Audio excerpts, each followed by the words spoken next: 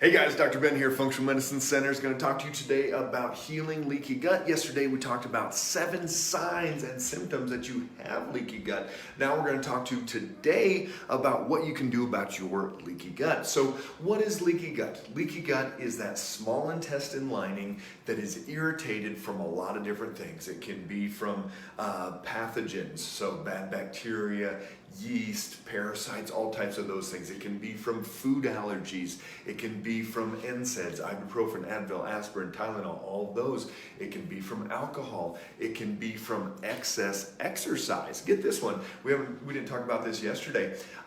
In research, when they want to induce leaky gut into people, what do they do to get that leaky gut so that they can challenge that small intestine lining? Well, here's the interesting part. It wasn't alcohol. It wasn't gluten. It wasn't any of these NSAIDs or whatever. It was actually a super intense exercise. So they went like an hour long, just beat down, like at the CrossFit gym where guys are just lying on the floor in a puddle of sweat, whatever. That stimulated this leaky gut. So if someone's exercising too much, it'll actually lead to that leaky gut as well. So a lot of different things that are going to get there. Some of those signs and symptoms, if you have autoimmune, if you have thyroid issue, if you have irritable bowel, any type of inflammatory skin issue, brain inflammation, brain issues, those are all things that are going to be telling you that you may have leaky gut. So then we talk about what can you do to fix that leaky gut. And here's the thing, just like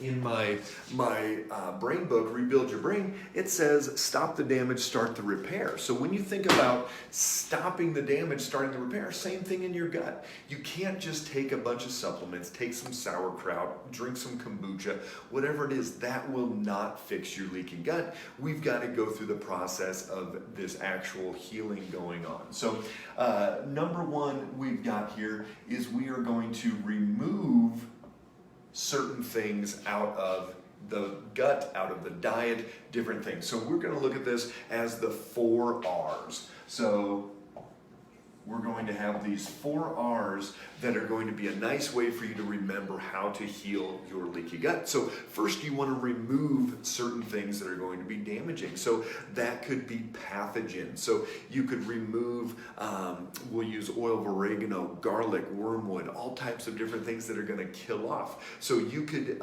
remove that bad stuff, yeast, candida, bad bacteria, parasites, a lot of different things. So we've basically got to kill off. And then you're going to remove other things. You're going to remove the bad foods. So it would be pathogens, and we would remove the bad foods, so potential food allergens. That's why we do allergy elimination diets. We take out certain foods and add certain foods back in. Hey Cindy, good to see you. Hey guys, pop down below where you're watching from. Love to see where everybody's at. Let me know. Has anyone worked on leaky gut? Has anyone worked on their leaky gut? And let me know what you've done. Let me know if you've tried some of these things. Love getting that feedback. And what signs or symptoms did you find that you were actually looking at and go, oh, I probably have leaky gut. So let me know where you guys are watching from and what experiences you have had with leaky gut, what symptoms and signs like yesterday, and then what you're doing today. Give me a thumbs up out there actually too if you have dealt with leaky gut. So we want to remove the pathogens, remove the food, and just anything that's going to be irritating that gut lining. Hey Kim, good to see you. Bunch of thumbs out there. Good. I'm working on leaky gut. Good job, Carol. So yeah, we've got to keep, and here's the thing. I've told patients this before, I've told you guys this, I had 2 bullseye rings around tick bites probably 8-9 years ago. I did 3 months of antibiotics. I've worked on enough patients with Lyme. I did not want to have Lyme disease, and so I did 3 months of antibiotics. My gut will never be the same. I've had patients ask me, hey, will you donate to my fecal transplant? And I'm like, okay, well, that's a little bit of a personal question, but you probably don't want my microbiome because it has been permanently altered because of those antibiotics. I never had Lyme symptoms, thank God, but I did jack up my microbiome and my gut lining, and so I will always be working on my leaky gut. So this is something that many people have to continually come back around and do another kill off next year and keep working on that gut lining, a lot of different things. So number 2, we're going to replace, and you want to replace a couple things. One can be enzymes. So a lot of people that have leaky gut are not breaking down like they're supposed to. Hey Michelle, good to see you. So enzymes, really, really important. Variety of enzymes. There's lots of different kinds. Pancreatic, there's bromelain, there's vegetarian kind of enzymes, all types of different enzymes. And then HCl is going to be the other type of digestive support that you have done. Good job, Carol, you've done that first R, you've removed, great. So HCl, hydrochloric acid, we've talked about not having enough stomach acid. So most people, if they're under chronic stress, do not have enough stomach acid. The things you would be looking for would be protein, calcium, and iron would all be potentially deficient and so in blood work, and that would be where people would need more stomach acid. Or if food's sitting too long in the stomach, a lot of different issues through there. Number 3 is going to be the repair side. So repair means let's go ahead and actually start healing that gut lining. So what does that look like? That's going to be a lot of these different things. Hey Heidi, good to see you.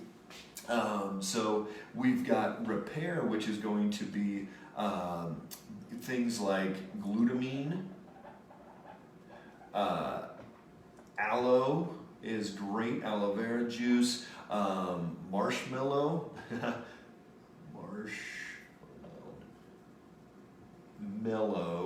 marshmallow. So not marshmallow like on the fire, but marshmallow root is really healing to that gut lining. So a lot of these different things are going to be helpful in healing for that one. So saw a symptom, took supplements to support digestion, went on no sugar diet, good job.